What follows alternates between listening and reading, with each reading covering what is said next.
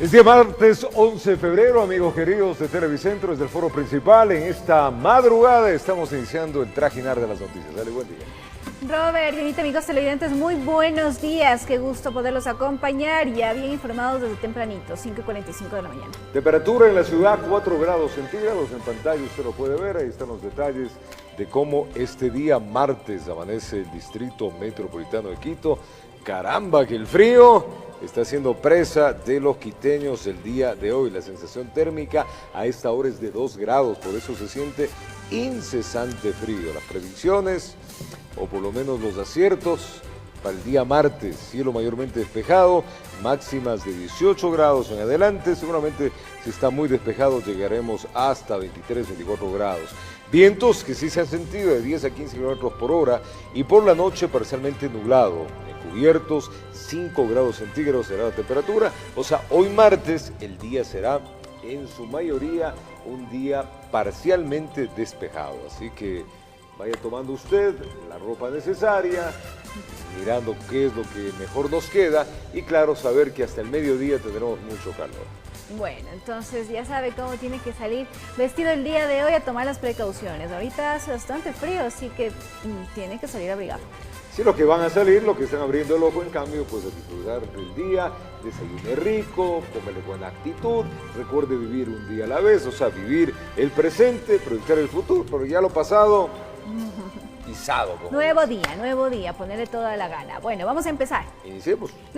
Un ciudadano murió tras ser atropellado por 2 autos al suroeste de Guayaquil. La víctima tendría aproximadamente 50 años de edad y no llevaba documentos de identidad. Testigos afirman que lo vieron en estado etílico. Moradores del sector aseguraron que no es conocido en la zona, pero que desde temprano lo vieron libando en un local cercano. Pasada la medianoche recordaron que escucharon el rechinar de unos neumáticos y cuando observaron hacia la calle principal solo visualizaron su cuerpo tendido sobre la calzada. Él estaba borracho y solo vino, me pidió una papa, solo comió un poco y de ahí me dijo que él no estaba haciendo nada, que él se estaba portando bien. De ahí cogió, se paró y ya se iba. Iba cruzando la calle, un carro primero lo chispea y el otro carro es el que le cae encima. Son 2 carros en total que los atropellaron.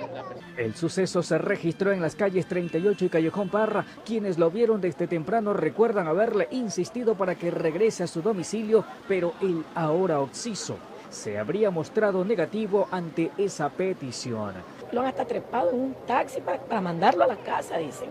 Y el hombre necio se baja del carro a llegar a esta esquina para que lo mate a la cuenta los 2 carros que le han caído. El ciudadano no fue identificado porque no portaba documento alguno y tampoco hubo alguien que lograra reconocerlo. Solo recordaron que aparentaba tener unos 50 años de edad. Ya las investigaciones por medio de la OIAT permitirán saber las placas del carro y por ende quienes estaban conduciendo los vehículos. Informó José Morales. Vamos a Pastaza, allá un hombre murió tras ser atropellado. Lamentablemente, al parecer, el conductor de un camión lo embistió mientras manejaba su bicicleta. El involucrado se dio a la fuga y su familia, claro, exige justicia y piden que este caso no quede en la impunidad. Le contamos. Un ciclista que iba por una vía de las afueras de Puyo fue atropellado mortalmente, presumiblemente por un camión que abandonó de inmediato el escenario de la tragedia. Luego llegaron los familiares de la víctima, identificada como Luis Fernando Calapiña, que solo comprobaron su violento deceso. La persona regresaba a su casa después de su jornada diaria de trabajo, sin imaginarse que muy cerca de llegar a su hogar, su vida terminaría bajo las llantas de un pesado vehículo, que si bien fugó, sus familiares tienen cierta información sobre la identidad del conductor. Recién me avisó diciendo que le ha atropellado el carro y no sé, amiguito. Oh, lindo. Sí, mi hijo era. La persona regresaba a su casa después de su jornada diaria de trabajo, sin imaginarse que muy cerca de llegar a su hogar, su vida terminaría bajo las llantas de un pesado vehículo, que si bien fugó, sus familiares tienen cierta información sobre la identidad del conductor. Mi hermano ha estado transitando por esta vía y ha pasado el señor del gato de la Ángela Muñoz. Yo pediría a las autoridades que den con el paradero del señor. Efectivos de la policía especializada llegaron al lugar para realizar las experticias de ley. recabar información y determinar las circunstancias del incidente. El fiscal de turno realizó el levantamiento de los restos mortales. El fallecido corresponde a Calapiña, Villafuerte, Luis Fernando. La bicicleta fue retirada destruida, lo que da la magnitud del impacto. Los familiares del occiso dicen que buscarán que la muerte de su ser querido no se quede en la impunidad, informó Anabel Belín. Y un accidente de tránsito ocurrido en la avenida Princesa Toa dejó como resultado 2 personas heridas. El choque, según indicaron los grupos de emergencia que acudieron al lugar, fue entre una motocicleta y un automóvil. En la calzada quedó el rastro de lo que fue la colisión entre una motocicleta y un vehículo liviano. Todo sucedió aproximadamente a las 7 de la noche de este lunes 10 de febrero. Las 2 personas que ocupaban la motocicleta resultaron heridas, las mismas que son atendidas por un alfa del Cuerpo de Bomberos y un alfa del Ministerio de Salud. Mientras avanzaban las horas, los vehículos accidentados fueron remolcados por una plataforma, mientras que de otra parte todavía se podía observar a uno de los heridos atendido en la ambulancia. En la ambulancia del CDMQ es transportado un señor de aproximadamente 45 años de edad. En la ambulancia del Ministerio de Salud Pública es transportado una niña de 14 años de edad. Debido a la cantidad de vehículos que en horas pico circulan por esta vía, los efectivos recomiendan manejar con precaución. Siempre hay que andar con mucha precaución, ir despacio y obviamente tener cuidado con las señales de tránsito. Al lugar el Cuerpo de Bomberos acudió con una unidad de rescate, una motocicleta de primera respuesta, una ambulancia y 8 efectivos. Informó Javier Rosero. Un menor de 17 años y un joven de 20 murieron atropellados lamentablemente por un vehículo que perdió pista y se estrelló en la vía Pila-Montecristi. Esto sucedió allí en la provincia de Manabí. Los ocupantes del automotor resultaron heridos. Le contamos. Un carro perdió pista, atropelló y mató a 2 jornaleros en Montecristi, provincia de Manabí. El accidente ocurrió en la vía La Pila, donde un menor de 17 años y un joven de 20 fueron alcanzados por el vehículo que perdió el control y se estrelló contra una pendiente. Haciendo unos huecos ahí para hacer el cercado del terreno. Ya. Sí. Y en ese momento nos percatamos cuando cuerda fue el carro que venía ya rodando, dando vuelta ya. Tras el impacto, los 2 ocupantes del vehículo resultaron heridos. Según las investigaciones preliminares, el exceso de velocidad habría sido una de las causas que provocó el siniestro. Las personas heridas, a primera instancia las sacaron los señores del Cuerpo de Bomberos Montecristi y han sido llevados hasta Manta. Tengo conocimiento. Las víctimas mortales fueron identificadas como Steven Leonardo B. y Nixon Cheme Ortiz. Ambos eran agricultores, tenían 15 días trabajando en la zona previo a la siembra de maíz. Peritos de la Comisión de Tránsito del Ecuador levantaron indicios en la escena y trasladaron los cuerpos hasta el Centro Forense de Manta. Es una pérdida de pista, volcamiento longitudinal.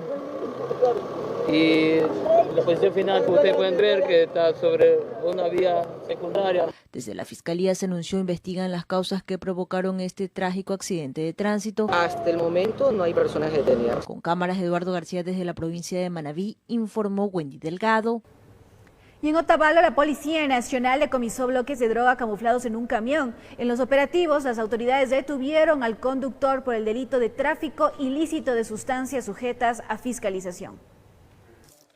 Una persona fue detenida en Cajas, límite provincial entre Imbabura y Pichincha, luego de ser descubierta transportando 2 cargamentos de clorhidrato de cocaína, que pretendían ser almacenados en provincias costeras de nuestro país para posterior ser enviados mediante el empleo de contenedores hasta el continente europeo.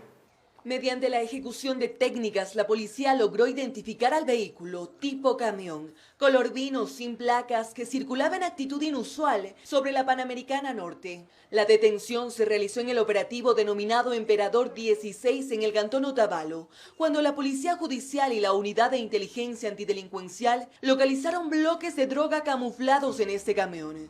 En donde con ayuda de herramientas se levantó el piso de madera, hallando encaletados 224 paquetes tipo ladrillo con el logotipo de una figura de un pato. Pues el conductor de nacionalidad ecuatoriana registra 2 detenciones por robo y esta vez fue aprehendido por el delito de tráfico ilícito de sustancias sujetas a fiscalización.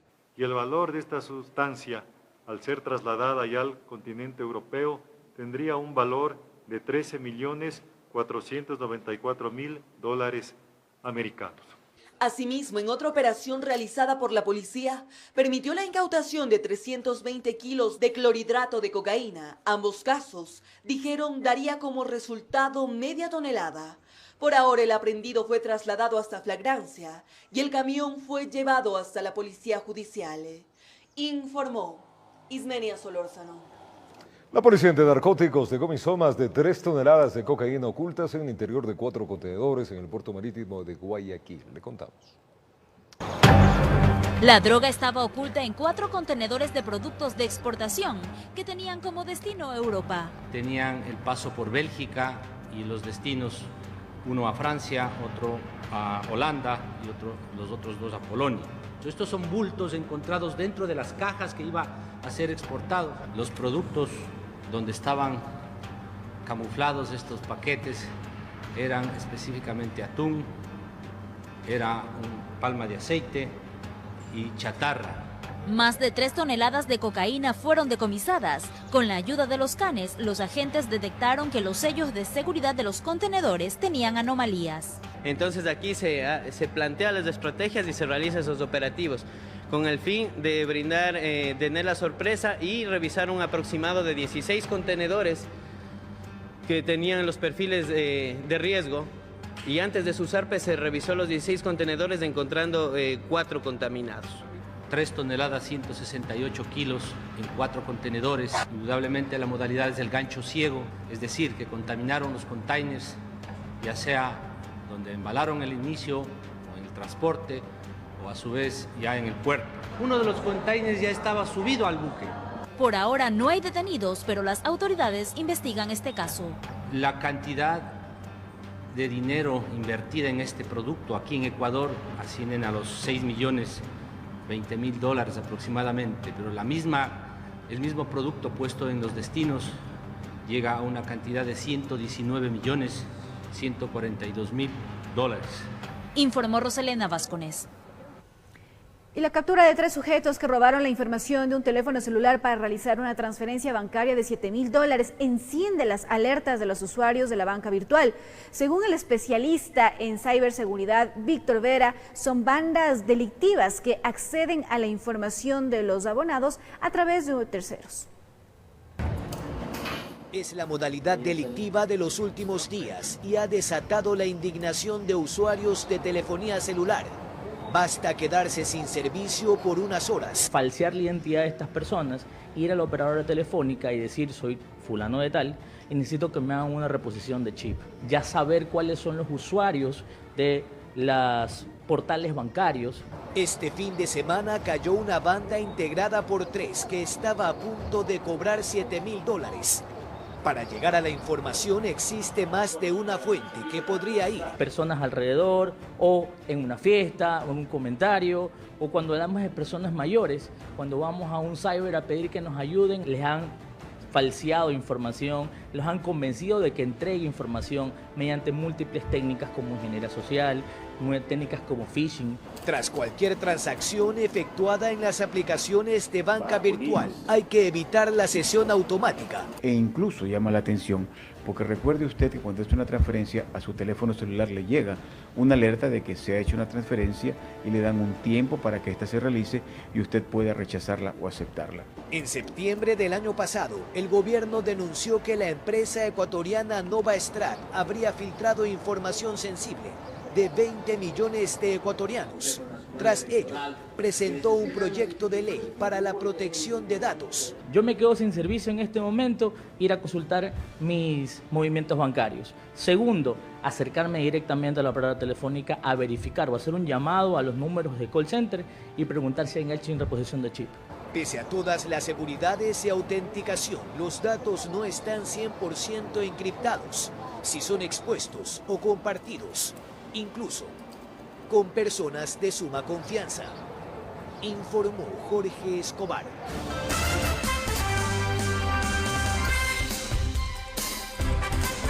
$5:59 ya, Ali. Momento de saludar nuevamente a nuestros amigos televidentes, a aquellos que se unen también a esta hora a nuestra señal para estar muy bien informados. Los que acaban de abrir el ojo, pues bienvenidos. Estamos acá madrugando con ustedes, tempranamente contándoles lo que ha sucedido en nuestro país, en el mundo entero, hablando de cosas positivas también. Hay que salir con buen ánimo. Es día martes, semana dedicada al amor y a la amistad. Sobre todo la amistad más que el amor, ¿eh? Sí, así que hay que ponerle buena actitud, ¿no es cierto? Hay que estar cariñosos. Sí, pero más cariñosos, ¿sabes qué? Enamorarse de uno mismo primero. Hay un gran consejo de un psicólogo. Para dar amor uno tiene que tener primero sentir amor a uno mismo. Si no, no hay nada. Absolutamente nada. Vivan un día a la vez, como siempre. La temperatura en Quito, 4 grados centígrados, se siente en 2. Y Guayaquil amaneció en 25 grados centígrados. Qué rico, ¿ah? Cielo está nublado, pues la máxima será 30, la mínima 24. Y tendremos sol y algo de lluvias desde las 2 de la tarde allá en la ciudad de Guayaquil. En Cuenca, la máxima será 18 grados centígrados y probabilidades de lluvia en un 40%. En Manta, 25 grados centígrados, posibilidad de lluvias en el 29%, será un día mayormente con sol. En Ambato, la temperatura más alta estará en 16 grados centígrados, el día estará totalmente lluvioso. 26 grados en Machala, posibilidades de lluvia en el 0%, es un día más bien entre nublado y con sol. En Loja, 24 grados centígrados será la más alta, la mínima 17, posibilidades de lluvia, el 0%. Tulcán, 18 la más alta, 28% las posibilidades de lluvia, es un día entre sol y nube y algo de lluvia. Y finalmente en Riobamba, 4 grados centígrados, posibilidades de precipitaciones, el 27%, mucho frío, la sensación es de 2 grados a esta hora en la ciudad de Riobamba. Así amanece en distintas ciudades de nuestro país. Mire usted, entonces ahí hay que tomar en cuenta cómo va a estar el clima en las diferentes ciudades para que la gente sepa cómo salir preparadito de la casa. Por lo menos tener una idea más clara de cuál debe de ser nuestro vestuario, ¿no? Por supuesto, salir con un buen paraguas en algunos casos y con otros una buena chompita también. Bueno, les vamos a contar que en la ciudad de Esmeraldas, un privado de la libertad fue asesinado en una casa de salud. El reo sufrió un primer atentado en el centro carcelario y después fue asesinado al estilo sicariato en el hospital donde se recuperaba. Al parecer el encargo no fue para que quede vivo. Alex Fernando Lugo Saltos fue sorprendido en la cama del hospital Delfina Torres Concha cuando se recuperaba de una cirugía. En esta ocasión los sicarios le propinaron 9 disparos que acabaron con su vida. Según información policial, el gatillero utilizó una pistola con silenciador y burlaron el control de la casa de salud, el uno vestido como policía y el otro con mandil que utilizan los médicos y enfermeros. Se activa el operativo policial para ubicar a los mencionados sospechosos y se procede a realizar un barrido en el sector aledaño a la casa de salud. Los presuntos sicarios al policía que custodiaba al fallecido le quitaron su arma de dotación. Planificaron un trabajo donde tomaron en cuenta todos los detalles menos las cámaras de seguridad y el ingreso de los sospechosos quedó registrado en el circuito cerrado de televisión. Al verificar los videos de la casa de salud, presentan las mismas características y vestimenta que llevaban los sospechosos del evento. Lugo Saltos horas atrás fue baleado por otro interno en el Centro de Privación de Libertad de Esmeraldas. El PPL recibió 2 disparos a los que logró sobrevivir, pero alguien no estuvo de acuerdo con su suerte o pagó para que terminen con su vida. La persona privada de libertad causante de los disparos fue puesta a órdenes de la autoridad competente. La policía se movilizó por toda la zona. Algunos indicios fueron apareciendo. Así llegaron a una vivienda donde encontraron a los 2 sospechosos. El operativo permitió el decomiso de 3 armas de fuego, entre ellas la que utilizaron para acabar con la vida de Lugo Saltos, quien pagaba una pena por asesinato. El mandil y el uniforme policial, la gorra, el pantalón. O sea, el arma de dotación de policía que fue robada también está recuperada. Sí, está recuperada. Los detenidos tienen antecedentes y todo respondería a una disputa de poder y territorio entre bandas delictivas que buscan ganar espacio y respeto al interior de los centros carcelarios. En Quito informó Iván Casamin. Los moradores de un sector del sur de Guayaquil capturaron a 2 sujetos de nacionalidad venezolana, acusados de robar a los clientes y propietarios de una peluquería. Los aprendidos fueron entregados a la Policía Nacional. Veamos. Ingresaron a la peluquería haciéndose pasar como clientes. Luego de varios minutos, sacaron una pistola y desvalijaron a los clientes, amarrándolos incluso con cinta de embalaje. Uno de ellos apuntó con el arma a una criatura que lloraba y estaba en brazos del papá. Además guardaron en una mochila los utensilios de la barbería. Dijeron, silencio, cállale a la bebé o le mato. Embalaron a todos, hay máquinas profesionales, evaluaron casi como 2.000, dinero en efectivo, cae de la clienta. Los delincuentes se tardaron 5 minutos para cometer el robo. Luego de ello, salieron a carrera. Nunca se imaginaron que vecinos del sector se habían dado cuenta del hecho y lograron detenerlos. Uno de los antisociales detonó el arma. La bala le cayó en la pierna derecha a uno de los chicos que los correteaba. Me paro en la esquina, lo veo que todo el mundo va corriendo atrás de ellos, lo sigo yo, ya aproximadamente unas 5 cuadras, coge y se vira, me hace como que me va a disparar, y de ahí lo dejo que siga, y yo sigo atrás de él y ahí coge y me dispara. Este atraco se registró en la cooperativa 7 de septiembre del Guasmo Central de Guayaquil. Los propietarios de locales comerciales que funcionan en el sector aseguran que los delincuentes habían estado desde hace 2 días en la zona, inspeccionando el área. Ellos estuvieron analizando 2 días, pero bueno, un vecino fue que me avisó, porque aquí también nos asaltaron, pero bueno, y aquí lo importante es que el pueblo aquí del barrio está bien unido. Los detenidos fueron trasladados hasta la unidad de vigilancia comunitaria del suburbio oeste de Guayaquil. Lo sorprendente de todo es que los venezolanos tienen tan solo 6 días de haber llegado al país. Los sujetos tienen entre 20 y 22 años de edad. No tenían documentos de identidad. Vienen de Colombia, a ver si han cometido algún otro ilícito aquí. Y tanto las evidencias como los venezolanos pasaron a manos de la justicia. Informó Carlos Julio Gurumendi. Y colectivos LGBT denuncian incremento de la violencia como asesinatos contra este sector de la población. Según estadísticas del año 2019, piden al Estado más atención ante la situación. 11 asesinatos, 4 muertes sospechosas de criminalidad, 3 intentos de asesinatos y una muerte violenta no esclarecida son las cifras de las agresiones que han sufrido las personas LGBT en el Ecuador durante el año 2019, según información recopilada por organizaciones sociales en defensa de los derechos de estos colectivos. Estos tipos de agresiones casi se han duplicado en comparación del año 2018, según la Asociación Silueta X. La recopilación de esta información se da por denuncias en las organizaciones y monitoreo en medios de comunicación. Aseguran que no cuentan con los datos que manejan las instituciones estatales, pero en su investigación identifican un incremento de la violencia contra ese sector, por lo que exigen la participación del Estado. Debe ser justamente el Estado, a través de la Fiscalía, que inicie las investigaciones necesarias para encontrar justamente a los culpables y que paguen porque nadie tiene derecho de quitarle la vida a otra persona. La Asociación Silueta X considera que muchos de los asesinatos contra este sector de la población se da por su orientación sexual y aseguran que son de extrema violencia.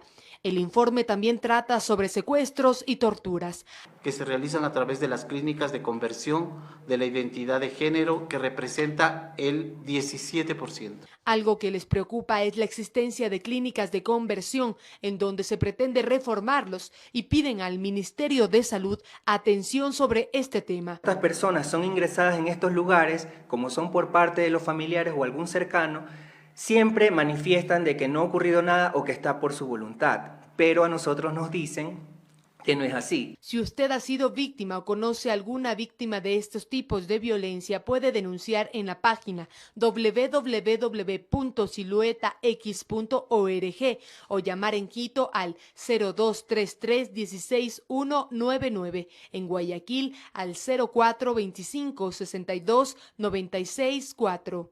Informó Valeria Navarro. Son las 6 en la mañana con 9 minutos. Atención, en Guayaquil se registró el primer caso del reto denominado rompecráneo. Este es un juego lamentable. Se trata de un estudiante que afortunadamente sobrevivió para contarlo. Vamos a conocer un poco más de qué se trata, amigos, este peligrosísimo juego que se ha viralizado, estilo challenge, en las redes sociales. Veamos. El mortal juego que se ha hecho viral en redes sociales consiste en reunir a 3 personas que participan en él. La de en medio da un salto y en ese momento los otros dos, parados en los extremos, empujan sus pies, lo que hace que caiga hacia atrás, golpeándose bruscamente la cabeza. El accidente que atravesó el adolescente guayaquileño es el primer caso en el país. Afortunadamente no concluyó con un final desgarrador y es lo que se busca evitar.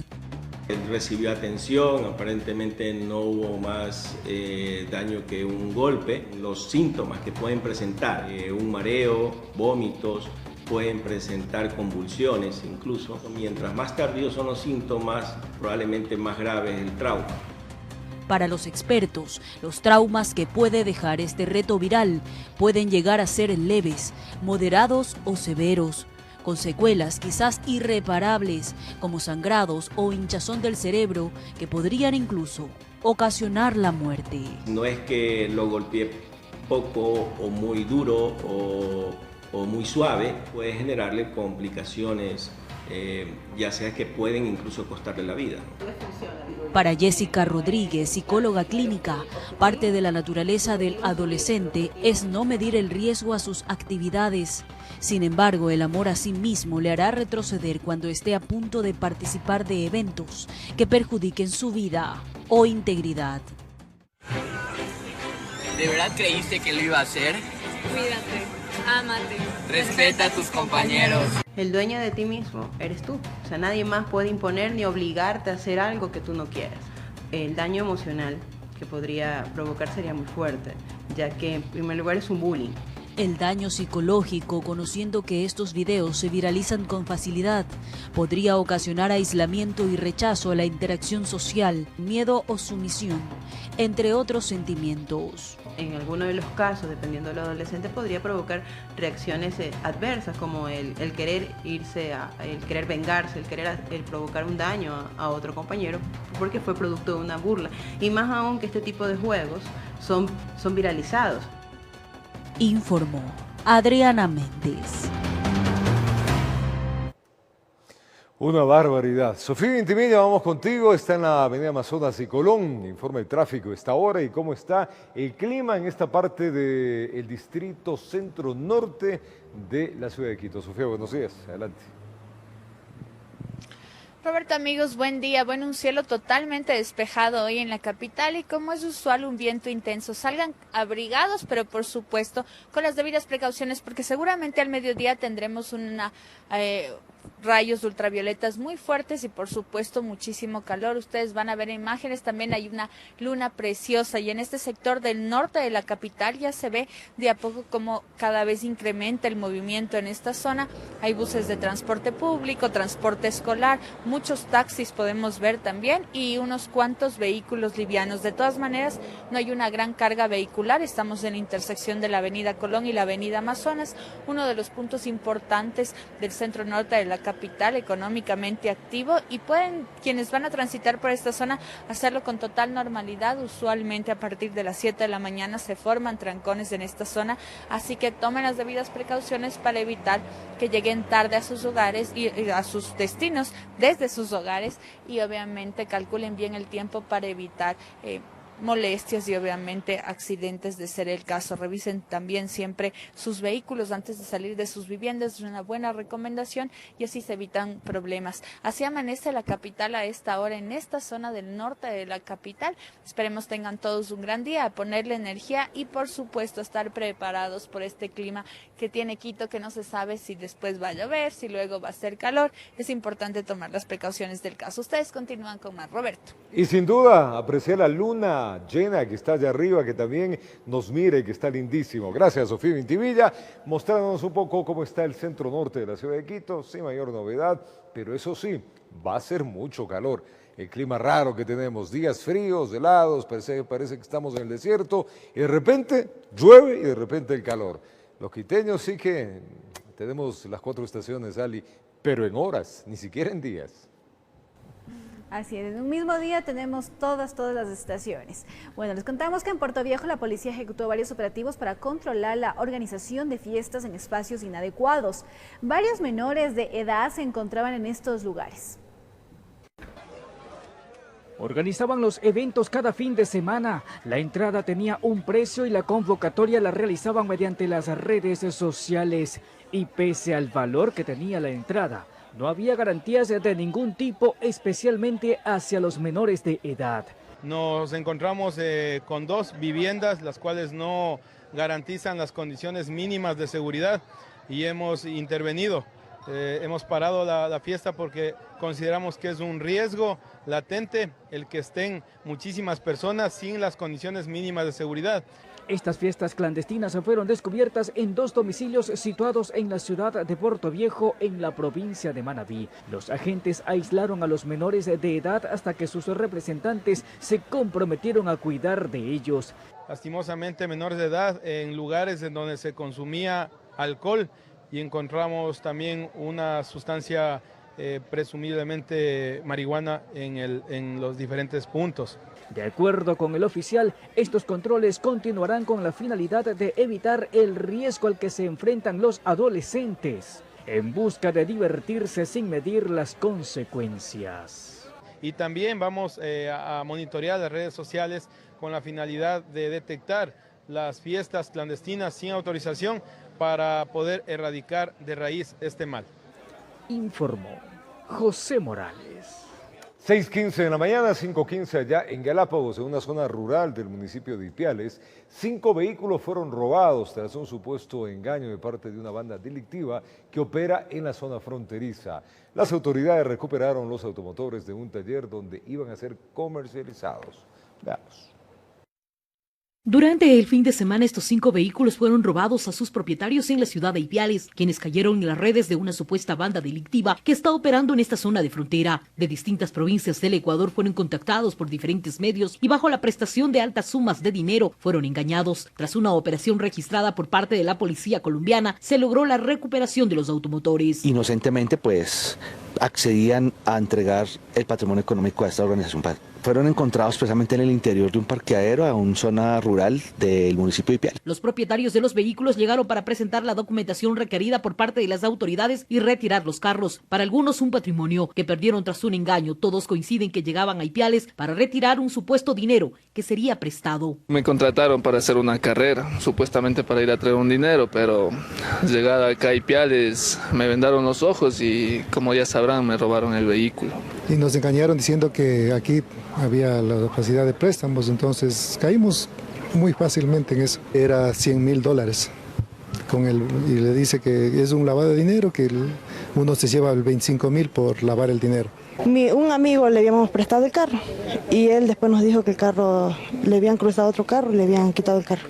La policía ecuatoriana recibió los vehículos en el puente internacional de Rumichaca. La operación realizada en Colombia, que permitió la captura de 2 sospechosos, tuvo coordinaciones con sus pares ecuatorianos. Son los resultados del cruce de información y tenemos a la vista 5 vehículos. Las investigaciones en Ecuador continuarán para determinar a los responsables de la forma como las víctimas fueron contactadas y engañadas y si existirían aún casos que no hayan sido denunciados. Por el momento no tenemos otro tipo de casos que se hayan cometido, pero la investigación se va a aperturar y con eso hemos de tener resultados en lo posterior. Tanto las autoridades del Carchi como los perjudicados formulan un llamado a la ciudadanía en general a que no se dejen engañar con falsos ofrecimientos. Esta vez corrieron con suerte, los autos fueron recuperados y ellos están con vida. Con imágenes de José Cedeño desde Tulcán informa Miriam Enríquez. Y en Chimborazo se presume que un hombre de 42 años habría quitado la vida con un disparo en la cabeza. Fiscalía, DINASED y Criminalística investigan este caso. Fueron instantes cuando sacaban el cuerpo de un hombre de 42 años de edad, quien se presume se habría quitado la vida dentro de su domicilio en el sector Vía Minas de Cerro Negro, en Riobamba. Un solo disparo, ya que hemos ubicado al interior del revólver un cartucho detonado calibre .22. Según Criminalística, aún no se ha determinado las causas que lo habrían conllevado a su autoeliminación y tampoco ha dejado una carta exculpatoria. Al parecer es un presunto suicidio por las indagaciones previas que ha hecho los compañeros de DINASED. Familiares del desafortunado no quisieron brindar declaraciones. Se conoce que dentro de la escena se encontró partes de armas y municiones. Se presume que el señor también cumplía con las funciones de armero Entonces todas esas evidencias se van a levantar y se van a poner en conocimiento de la autoridad competente. Tenemos gran cantidad de cartuchos, cartuchería .223, tenemos indicios balísticos, vainas, balas, supresores de sonido, aguja percutoras. Su madre, envuelta en llanto, no podía concebir que su amado se haya marchado de esa manera tan cruenta. Fue ella quien encontró el cuerpo, que se presume llevaba 12 horas ya sin vida. Tiene gran cantidad de máculas de color rojo en el rostro. Eso tenemos que verificar en la morgue, el tratamiento de heridas externas del cadáver. El cuerpo fue trasladado hasta la morgue para las experticias de ley. En Chimborazo informó Darwin Altamirano. Vamos a hacer una pausa a las 6:20 de la mañana. Al regresar, les contaremos que el pedido de recusación presentada por la defensa del expresidente Correa no logró frenar la instalación de la audiencia del juicio del caso Sobornos 2012-2016. En su primer día hay revelaciones y nuevas acusaciones. Además, el asambleísta Fabricio Villamar presentó formalmente una denuncia contra la legisladora oficialista Karina Arteaga, acusada de cobros indebidos a sus colaboradores. Ya regresamos con esta información.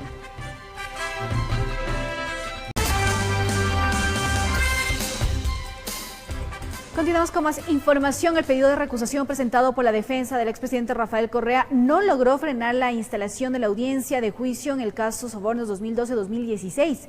En su primer día se revelaron nuevas acusaciones. La audiencia de juzgamiento por el caso Sobornos 2012-2016 en la Corte Nacional de Justicia arrancó con sorpresas de la defensa del empresario P. Verduga, quien hizo público que su defendido habría recibido exigencias de Pamela Martínez, una de las procesadas, quien le indicaba que habían contratos de los cuales ya habían ejecutado la obra y no habían tenido el pago respectivo. Entonces, por este tipo de contratos, Pamela Martínez presionaba a mi cliente para que él hiciera los aportes y poder tener los respectivos convenios de pago. Y no solo eso, de alguna forma se le habría pedido mentir sobre un contrato. El señor Verduga en su testimonio referirá y narrará el hecho de quién de los procesados está ubicándole a él para que dé por cierto un hecho falso, que es un contrato de prestación de servicios por unas facturas que obran en el expediente. Con esa novedad y los alegatos de apertura de la Fiscalía y Procuraduría se desarrolló el primer día de audiencia, donde la fiscal general del Estado, Diana Salazar, ratificó que se instauró una estructura delincuencial integrada por varios funcionarios públicos y que la lideraba el expresidente Rafael Correa. A cambio de aportes económicos para campañas del correísmo, se otorgaba obras en el sector público a empresas privadas, por lo que se habría movido más de $1 millón en efectivo y más de 6 millones en cruce de facturas. Los abogados de los representantes de las empresas sostienen que en su caso no se podría hablar de cohecho. Que el tipo penal con el cual se acusa a los privados, entre ellos a mi defendido, no es el que determina el artículo 286 del anterior Código Penal. Se debió haber acusado, de ser el caso, por el artículo 290.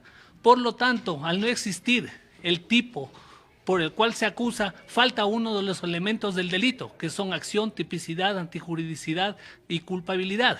Diligencia legal que se instaló en medio de un pedido de recusación del lado de Correa, con lo que aparentemente se pretendía dilatar el juzgamiento de Sobornos. Si ejercer el derecho que me corresponde es dilatar la audiencia, bueno, cada quien juzga por lo que es. Personalmente voy a seguir ejerciendo todos los derechos que me atienden y que me corresponden. Informó Héctor Romero.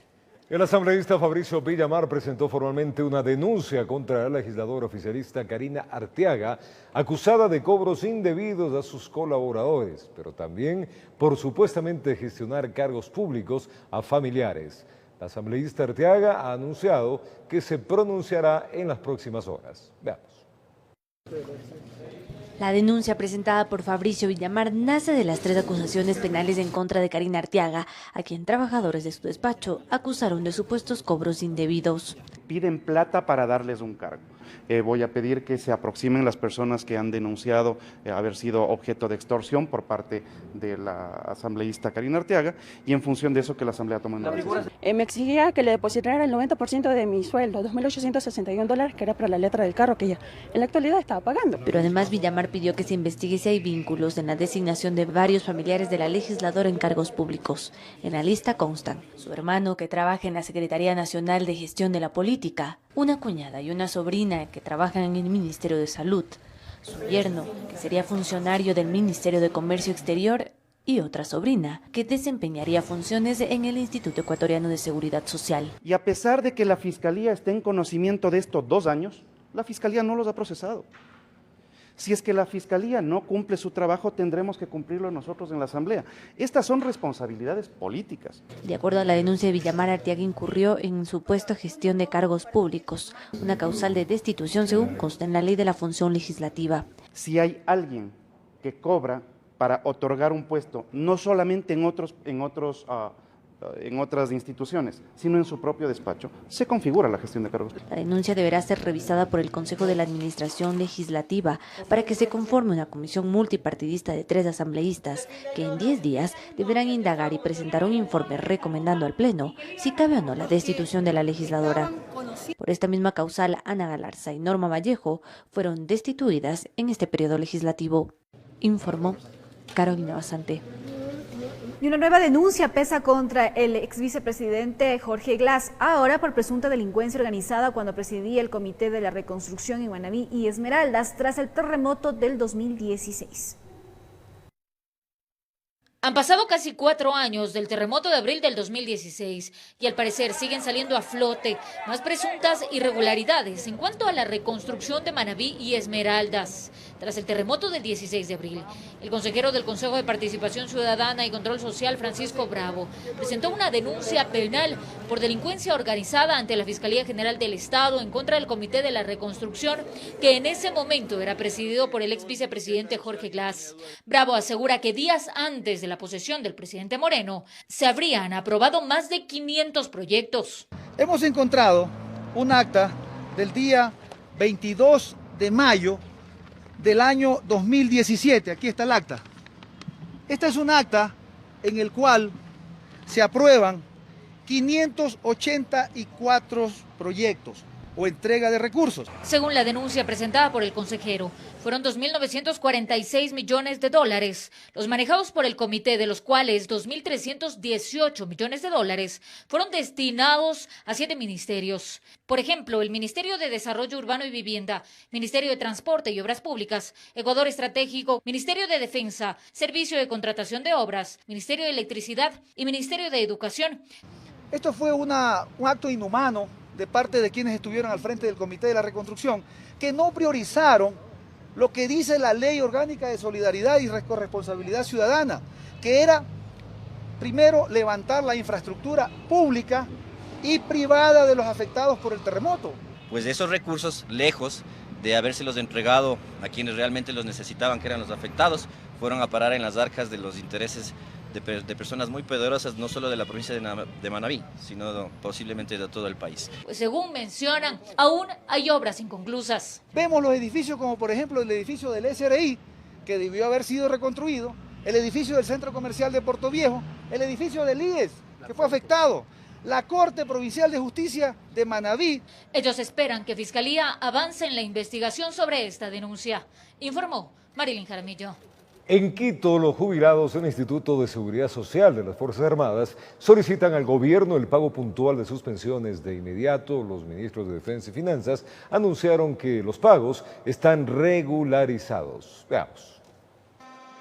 Llegaron de varias provincias a Quito. Los jubilados del Instituto de Seguridad Social de las Fuerzas Armadas se concentraron en los exteriores del Palacio de Carondelet la mañana de este lunes, como una medida de protesta por el retraso en el pago de sus pensiones. El Estado no ha depositado lo que nos corresponde al personal de militares en servicio pasivo. La esposa de uno de los militares jubilados de la ciudad de Guayaquil, que padece una enfermedad degenerativa, señaló que no puede cubrir las cuentas de medicamentos y atención hospitalaria por la demora en recibir la pensión. Ya estamos asumiendo una deuda para que los servicios estén completos, pagando una enfermería que debe ser mi asistido mi esposo ya. Más de 373 millones de dólares sería la deuda que mantiene el gobierno con el ISFA. Dicen que el pago de las pensiones de los últimos 2 meses se ha efectuado con recursos propios del Seguro Social de la institución. Diciembre, enero, pero con los fondos propios del ISFA. Es decir, que para futuros pagos nosotros ya no tenemos capacidad económica. El ministro de Defensa Osvaldo Jarrín confirmó lo que mencionaron los jubilados, que en el mes de enero se cancelaron las pensiones por medio de títulos de deuda pública. En primer lugar, a que el Ministerio de Finanzas cubrió con 20 millones la deuda de diciembre que habíamos puesto a cambio. Y para este mes le hemos prestado por medio de CETES el dinero necesario para pagar las pensiones de este presente mes. Desde Finanzas se anunció que se están regularizando los pagos pendientes. Esperamos que todo aquello ya esté regularizado a más tardar el día de hoy. Es parte justamente de los problemas estructurales que tiene la economía por el lado del déficit fiscal crónico. Informó Priscila Cadena.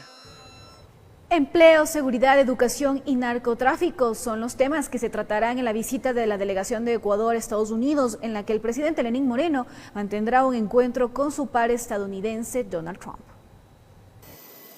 Este miércoles el presidente de la República, Lenín Moreno, se reunirá con su par estadounidense Donald Trump. El mandatario estará acompañado por algunos ministros. El secretario de la presidencia, Juan Sebastián Roldán, informó que uno de los principales temas a tratar es el empleo. En este se abordarán los siguientes ejes. Primero, incluirnos en la iniciativa de América Crece, que es una iniciativa de los Estados Unidos para traer inversión a los países. Ya se ha firmado con algunos países latinoamericanos y nosotros queremos incluirnos en él. El segundo, el de incluir 4 productos específicos en el SGP, los hemos hablado varias veces: el brócoli, las alcachofas, el atún en pouch y las flores. Sí, los 4 productos, además, que tienen 3 de ellos mucha importancia en la serranía ecuatoriana. Y el cuarto, el tema de desarrollo y apoyo para el Internet rural. Algunas de estas iniciativas se enmarcarán en temas comerciales y en el cual Estados Unidos tiene una gran importancia. Los Estados Unidos es el socio principal del Ecuador. Entre 40 y 45% de las exportaciones ecuatorianas van a los Estados Unidos. Rumbo a Estados Unidos también parte una delegación de la Cámara de Comercio de Quito. Su interés fundamental es que se establezca un tratado comercial. Esto no es tan fácil. Las circunstancias han cambiado, los Estados Unidos de este rato tienen una política diversa de esto. Pero en todo caso, el ir a conversar, el buscar la preocupación, el intentar, es algo que muy positivo para el país. Ecuador se ve en desventaja comercial con otros países por temas arancelarios. Tratar este asunto es de urgencia para la Cámara de Comercio. En los Estados Unidos deberíamos vender mucho más camarón. En los Estados Unidos deberíamos entrar de una manera más competitiva en flores, pero tenemos un arancel que me parece que es del 4%. En los Estados Unidos deberíamos vender más brócoli, pero tenemos un arancel que representa el 14%. Los otros temas a tratarse durante la visita a Estados Unidos son la educación, en donde se pretende fortalecer la docencia en inglés en el país. En temas de seguridad se busca capacitaciones sobre investigación criminal y policía migratoria. Y por último, los diálogos se centrarán en la lucha contra el narcotráfico, informó Valeria Navarro.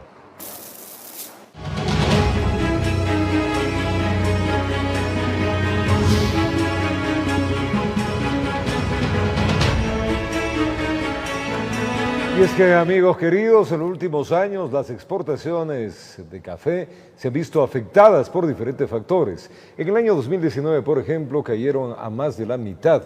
La baja productividad y la coyuntura de precios del mercado mundial incidieron también en esta problemática. Tenemos un reportaje al respecto. Preste atención. La principal causa para que la exportación de este fruto haya caído tiene que ver, según el gerente de la Asociación Nacional de Exportadores de Café, a una pérdida de competitividad del sector industrial. Básicamente el Ecuador en los últimos 7 años principalmente ha caído vertiginosamente en sus producciones, tanto en volumen como exportaciones de generación de divisas. En particular, del año 2018 al 2019, las exportaciones del café en grano cayeron a más de la mitad, de $12.158.000 a $6.808.000, Otro factor para este efecto radicaría en la coyuntura de precios a nivel internacional. Factores como la desaceleración en la demanda que está sucediendo ahora en China, por ejemplo, o alguna expectativa de desaceleración en Estados Unidos, puede hacer que el precio internacional del café se desplome. Ecuador tendría alrededor de 60.000 hectáreas de producción de café. Estas rinden en promedio 250.000 sacos de fruto. Hace 20 años, aseguran los entendidos, el sector cafetalero nacional cosechaba 2 millones de sacos de producto. Sin embargo, el problema, dicen, se agudizó en los últimos años. Hemos ido cayendo año a año cerca de 10-15% tanto en volúmenes de exportaciones como en generación de divisas. Al momento, productores se encuentran mediando con autoridades nacionales para intentar potenciar el sector cafetalero. De otra parte, iniciativas asociativas han permitido aprovechar debilidades del mercado para salir adelante en la cadena de producción de este fruto. Empieza a entender que para poder exportar necesita un esquema de trazabilidad claro, que no es otra cosa que saber desde dónde salió el café y cómo fue manipulado, quién lo manipuló, bajo qué condiciones, en qué temperaturas, porque toda esa información para un comprador externo, los baristas internacionales que usan el café en grano, es una información muy valiosa y por la cual ellos están dispuestos a pagar muchísimo más. El 2019 fue el peor año dentro de la exportación del café nacional. Su producción llegó a 24.000 sacos. Sin embargo, experiencias organizativas comunitarias, por ejemplo en el norte del país, van marcando diferencias. Entonces estas iniciativas asociativas que se han dado en el norte del país ha permitido dar una nueva salida de ingresos para las familias que hoy por hoy están haciendo una reconversión productiva de cultivos que antes no eran muy rentables a cultivos que hoy pueden dar una salida, una opción para que siempre y cuando se especialice en calidad y en la excelencia que necesita el cultivo del café puedan encontrar, como decía nuevamente, nuevos mercados por fuera del local. Precisamente para entender esta dinámica de productividad y emprendimiento que lleva como su estrella el café, decidimos viajar al Valle de Intac en la provincia de Imbabura. El trabajo organizativo de estas personas que pese a la caída de las exportaciones del fruto han salido adelante, lo podrá conocer junto a nosotros en nuestra próxima entrega. Informó Javier Rosero. Vamos a una pausa comercial. Al retornar tenemos noticias internacionales. Las torrenciales lluvias en Brasil no cesan. Esta vez Sao Paulo quedó paralizada por la tormenta más intensa en 35 años. Y también les tenemos contando que 4 canes del Grupo de Intervención y Rescate se jubilarán en los próximos días. Ellos prestaron sus servicios por casi una década en busca de rescate y personas vivas. Esto y más al retornar en la primera hora, son las 6:42 en la mañana. Ya venimos. Vamos a contarles ahora que en nuestro país 4 canes del Grupo de Intervención y Rescate se jubilarán en los próximos días. Ellos prestaron sus servicios por casi una década, amigos, en búsqueda de rescate de personas vivas bajo estructuras colapsadas. Además, estos peludos localizaron 8 ciudadanos durante el terremoto de Manabí. Aquí la historia. Ellos son Rocky, Ares, Cobra y Vito. 4 perros del área canina del Grupo de Intervención y Rescate GIR, que luego de casi 9 años de servicio pondrán un alto a sus actividades. Al llegar a un límite de edad, pues van disminuyendo sus capacidades, tanto motrices como olfativas, que es lo importante en estos canes de trabajo de nuestra unidad. Luego de hacer una evaluación técnica y de su trabajo y de sus años de vida, obviamente ya se ha hecho un proceso interno para darles de baja. Los 4 vinieron desde Holanda a Ecuador cuando apenas tenían 1 año y desde allí han formado parte activa del GIR, ayudando en la búsqueda y rescate de personas bajo estructuras colapsadas. El terremoto de abril fue un claro ejemplo. Bueno, estos canes trabajaron noche y día, obviamente con sus lapsos de descanso, pero lo más importante que en el registro tenemos 8 personas que fueron encontradas bajo escombros. Vito, por ejemplo, pudo hallar a una persona sepultada en abril del 2016. Su entrenador, en medio de la nostalgia, nos cuenta. Detectó a una persona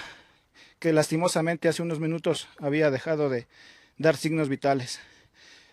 Son entrenados para encontrar personas sepultadas vivas, pero el gran entusiasmo, lo que puso él, por lo menos pudimos encontrar el cadáver para entregarle a sus seres queridos para que le den una cristiana sepultura. Los canes durante casi una década se prepararon constantemente para servir a la comunidad y la hora de su jubilación ha llegado.